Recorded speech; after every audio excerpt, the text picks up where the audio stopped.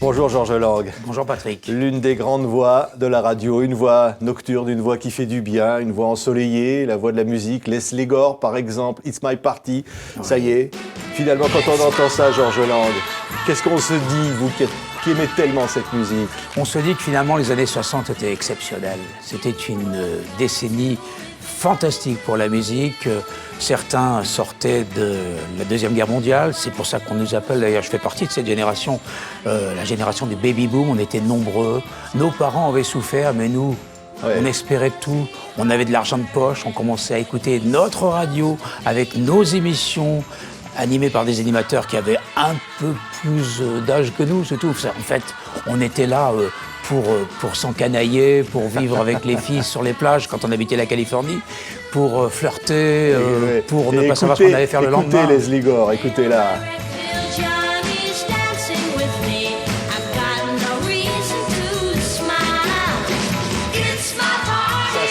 Première chanson de la nouvelle compile Beach Party numéro 2, Georges Lang. Oui, It's My Party, c'est ma partie, c'est la fête, faisons ce qui nous plaît. Et je crois que le ton est donné dès le premier titre, une compilation qui propose 116 morceaux. Vous vous rendez compte un peu? Ça a été difficile de choisir 116 morceaux. C'est pas si difficile que ça d'avoir envie de les programmer. Ce qui est plus difficile, c'est d'obtenir les droits. Parce que ça, c'est un sacré travail. Et là, je me retire, je laisse la place à la maison de disques qui, elle, est outillée pour faire ça. Alors, on se croirait sur des plages américaines. C'est quoi le rêve américain? C'est les Chevrolet?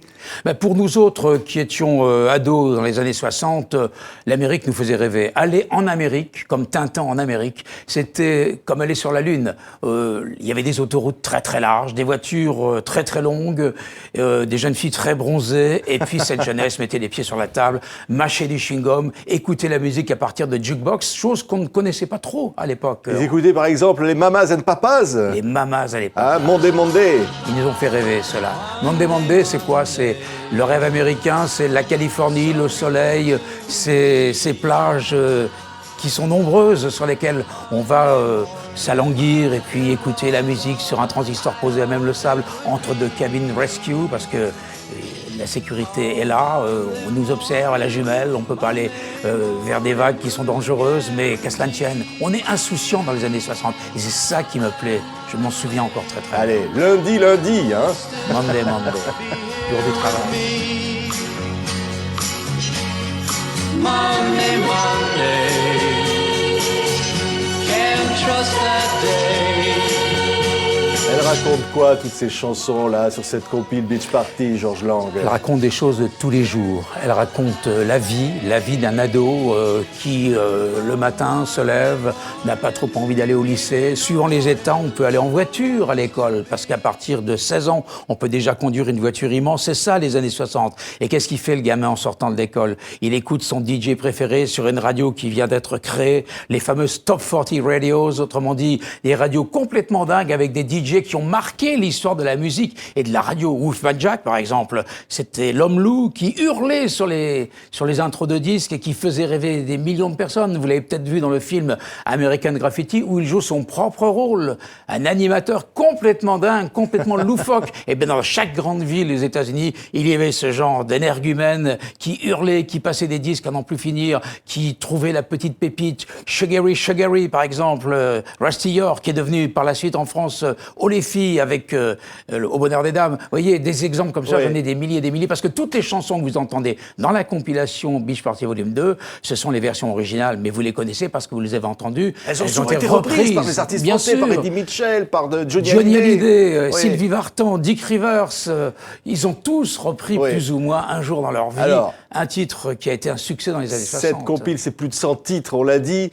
Vous avez choisi pour nous, pour TV5 Monde, 5 titres, Georges Lang. Je vous ai demandé d'en choisir 5. On a entendu Leslie Gore, on a entendu les Mamas and Papas, et voici les Platters. Vous les avez choisis, les Platters. Pourquoi? Tout simplement parce que c'est un groupe emblématique. En fait, c'est pas tellement les années 60, là. On est dans les 50s, à la fin des années 50. Les Platters font partie de ces groupes. Il y en a 15 000 à la fin des années 50. Des groupes de doo-wop qui s'inspirent de la musique chrétienne, sacrée, celle qu'on chantait dans les églises, à l'office, le dimanche, et qui ont mis un petit peu de choses plus légères dans les paroles. On flirte avec le sexe et ça donne des choses assez exceptionnelles. Only You, The Great Pretender, Twilight Time, My Prayer. C'est ça les Platters, ce sont si exceptionnels. Et c'est une voix aussi exceptionnelle, écoutez ça.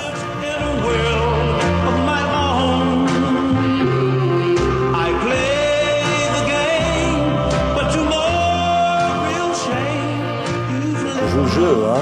I play the game, hein. Faut jouer le jeu. La vie, c'est un jeu, on a l'impression. Oui, c'est vrai, mais les Platters ont tellement marqué l'histoire de la musique aux États-Unis qu'ils sont incontournables. Il y a 2 titres dans cette compile, il y en avait déjà 1 ou 2 dans la précédente.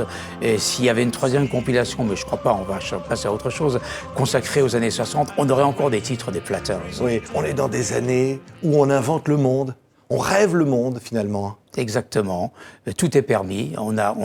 La guerre est derrière. Bien sûr, arrive la guerre du Vietnam qui va un petit peu changer la donne. Il va y avoir des groupes un petit peu engagés, notamment dans le nord de la Californie, qui est complètement différent par rapport à Los Angeles. C'est à San Francisco qu'on va trouver une scène qui s'appelle Acid Rock, où là, il y a des contestataires. Alors, on va écouter le Jefferson Airplane, on va écouter Janis Joplin avec son groupe, on va écouter des tas d'artistes qui sont complètement différents de ce qu'on faisait en Basse-Californie, du côté d'Hollywood et de Malibu. Mais c'est ça aussi le charme des années 60. La musique, suivant l'endroit, est différente, mais elle reste quand même singlée années 60s. Oui. Et on invente le rock'n'roll. Ah oui, mais alors le rock'n'roll, c'est un peu Johnny avant. soit bon. Johnny soit bon. Et ce garçon-là, Chuck Berry, vous vous rendez compte, il va avoir 90 ans dans quelques mois, il est toujours là. Il chante de moins en moins parce qu'il a des difficultés à se déplacer. Mais on se souvient du fameux pas de Chuck Berry, de Duck Walk. Oui. Où il traversait la scène à la vitesse d'une fusée, tout en jouant de la guitare. Un personnage exceptionnel, grand, de taille, exceptionnel. Il écrivait une chanson par jour, quoi, je veux dire. Vous l'avez choisi pour nous. Écoutez, Chuck Berry.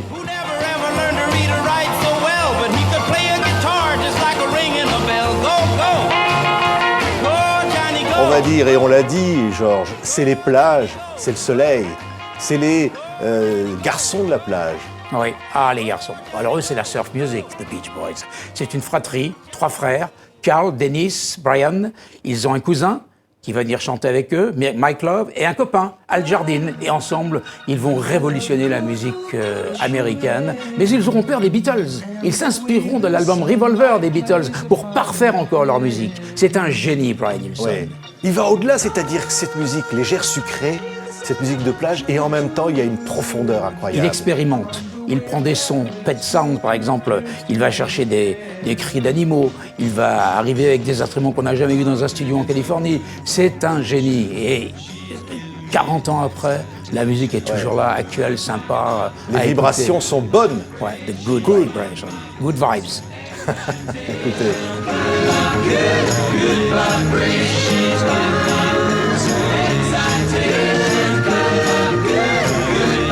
C'est magnifique.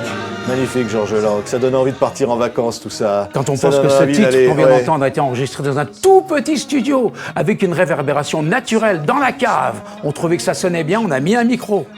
Et on a enregistré le son des Beach Boys à partir de cette réverbération naturelle, dans la cave du studio. Merveilleux. Vous avez choisi donc ces 5 morceaux, Georges Lang. Mais moi, j'en ai choisi un, on m'avait dit, je vous fais une surprise. Écoutez ça, parce que ça aussi, c'était l'invention du rock'n'roll. C'était une voix merveilleuse. C'est sur cette compile, c'est Roy Orbison. Roy Orbison. C'est les studios Sun.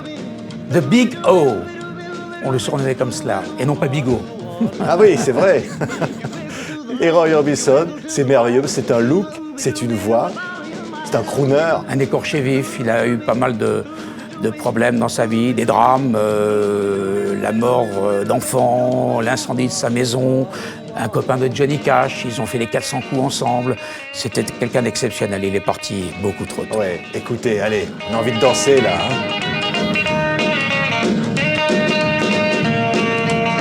Faut savoir jouer de la guitare comme ça quand même, hein, Georges Lang. Oui, mais je crois que dans ces régions des États-Unis, on est avec une guitare entre les mains. Et je crois que les gosses, à partir de 5-6 ans, commencent déjà à savoir gratter. Alors que moi, j'ai essayé vers 15-16 ans, j'ai jamais réussi. C'est pour ça que je fais de la radio, parce que j'étais nul avec un instrument dans les bras. Depuis 43 ans, vous êtes en nocturne, Georges Lang. Oui. Le public vous attend tous les soirs, vous leur faites vivre ce rêve en pleine nuit avec votre voix extraordinaire. C'est un lien très fort avec les gens. What can I say? Je fais ce que j'aime. J'ai cette chance qu'on me laisse faire dans cette radio qui s'appelle RTL. Et ben voilà, Oui. j'essaie de ne pas trahir la direction ni mes auditeurs. Mais c'est surtout ne pas trahir ce que vous aimez, je veux dire, vos passions d'enfance. Ça a toujours été cette passion de Je cette vis musique ma passion. américaine. Je vis ma passion. Et d'ailleurs, dans un des jingles que l'on connaît, puisque quand je reçois un invité le mercredi, on peut l'entendre, je dis la musique a toujours été ma priorité. Eh bien, je crois que j'ai résumé cette histoire d'amour entre la musique et moi. Jamais je ne me déferai de la musique, jamais je n'arrêterai d'écouter et de partager. Car le plus important en radio, c'est de partager, de faire aimer ce que l'on aime soi-même. Vous faites aimer cette musique, parce que c'est J'espère. votre musique, oui. J'espère. Vous avez rencontré vos idoles, Johnny Cash, plusieurs fois. Oui, je l'ai même C'est fait ça venir aussi. dans nos studios. Et ça continue, ce rêve. Il Ouais. est toujours là, ce rêve américain. Il est toujours d'actualité, ce rêve ensoleillé. Ma passion est intacte, je peux vous le dire. Je crois que c'est une de mes forces. La lassitude n'existe pas, la routine non plus. Chaque matin, je me lève et je suis heureux d'aller dans ce studio qui m'abrite et qui me permet de faire cette émission nocturne, la Oui. nuit, 23h, 1h pour le moment. C'est exceptionnel, quoi. C'est repartir aussi à la recherche de cette musique aux États-Unis, de vous retrouver dans ces belles bagnoles, écouter les radios et vous dire, ah là, je vais encore écouter quelque chose Ouais. d'autre. Et à chaque fois que je vais à Los Angeles, et j'y vais souvent pour des raisons personnelles et professionnelles, à chaque fois, je découvre des choses. Je me dis, mon Dieu, ça fait 40 ans que je viens dans cette mégapole et ça fait 40 ans que je découvre à chaque fois des pépites, des endroits, des studios, des personnages. C'est tout à fait exceptionnel. La musique, c'est la vie. Ça rend la vie plus belle, Georges. Vraiment. Mais assurément, hein. Il n'y a pas de doute là-dessus. Je crois que sans musique, je serais un petit rabougri comme ça, je n'aurais pas la banane. Merci la musique pour tout ce qu'elle m'a donné et tout ce qu'elle me donnera encore. Beach Party, volume 2, c'est 4 CD exceptionnels. C'est la musique de l'amour. C'est Georges Lang. Merci d'avoir été avec nous. Merci Patrick.